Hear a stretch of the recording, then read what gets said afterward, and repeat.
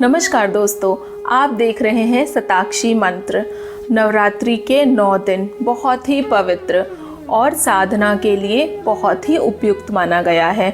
नवरात्रि के पहले दिन में माता शैलपुत्री की पूजा की जाती है।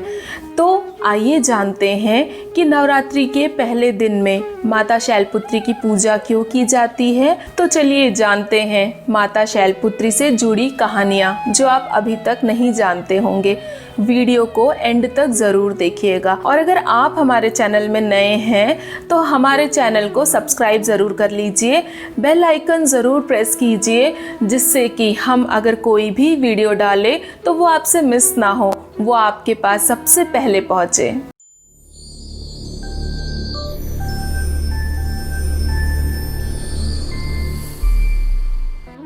शैलपुत्री हिमालय की पुत्री है। हिमालय पर्वतों का राजा है। वो अडिग है, उसे कोई नहीं हिला सकता।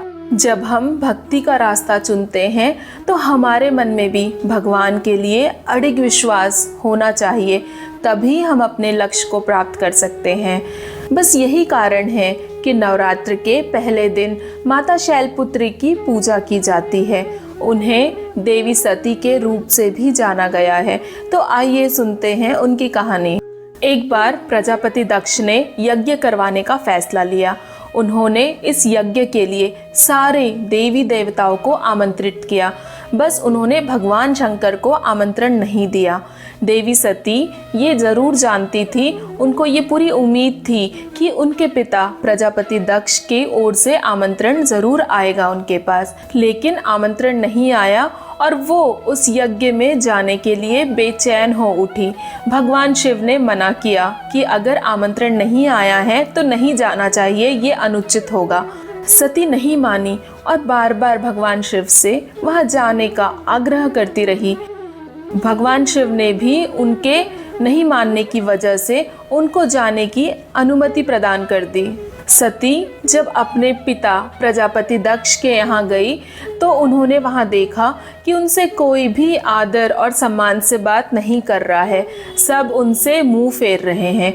सिर्फ उनकी माता ने ही उन्हें स्नेह से गले लगाया है। उनकी बाकी बहनें भी उनका उपहास कर रही है और उनके पति भगवान शिव का भी तिरस्कार कर रही है। यहाँ तक कि स्वयं उनके पिता ने भी उन्हें अपमानित किया। ये देखकर सती बहुत दुखी हुई। उन्हें अपने पति भगवान शिव का अपमान सहन नहीं हुआ और फिर अगले ही पल कुछ ऐसा हुआ कि जिसकी कल्पना स्वयं दक्ष ने भी नहीं की थी। सती ने उसी यज्ञ की अग्नि में खुद को स्वाहा करके अपने प्राण त्याग दिए। भगवान शिव को जैसे ही इस बारे में पता चला, वे बेहद दुखी हुए। दुख और गुस्से की ज्वाला में जलते हुए उन्होंने उस यज्ञ को ध्वस्त कर दिया। इसी माता सती ने हिमालय के यहाँ दूसरा जन्म लिया और दूसरे जन्म में इनका नाम शैलपुत्री पड़ा। अब हम आपको बताएंगे कि माता शैलपुत्री को पहला रूप क्यों माना जाता है और उनकी पूजा का इतना महत्व क्यों है। माँ शैलपुत्री का वास काशी नगरी वाराणसी में माना जाता है। वह माता शैलपुत्री का एक बेहद प्राचीन मंदिर है, जिसके बारे में मान्यता है कि यहाँ माँ शैलपुत्री के सिर्फ दर्शन करने से ही भक्तजनों की मुरादें पूरी हो जाती है। कहा तो ये भी जाता है कि नवरात्र के पहले दिन यानी प्रतिपदा को जो भी भक्त माँ शैलपुत्री के दर्शन करता है, उसके सारे वैवाहिक जीवन के कष्ट दूर हो जाते हैं। क्योंकि माँ शैलपुत्री का वाहन वृषभ है, इसीलिए इन्हें वृषारोहणा भी कहा जाता है। इनके बाएं हाथ में कमल और दाएं हाथ में त्रिशूल रहता है। पार्वती और हेमवती भी माँ शैलपुत्री के दो अन्य नाम हैं। इनका विवाह भगवान शंकर से हुआ। ये भगवान शंकर की अर्धांगिनी है। इनकी शक्ति अनंत है। जो भी भक्त सच्चे दिल से इनकी पूजा करता है, उसकी मनोकामनाएं अवश्य पूर्ण होती है। आगे भी हम अपने चैनल पे नवरात्रि से संबंधित वीडियोस आपके लिए लेकर आएंगे।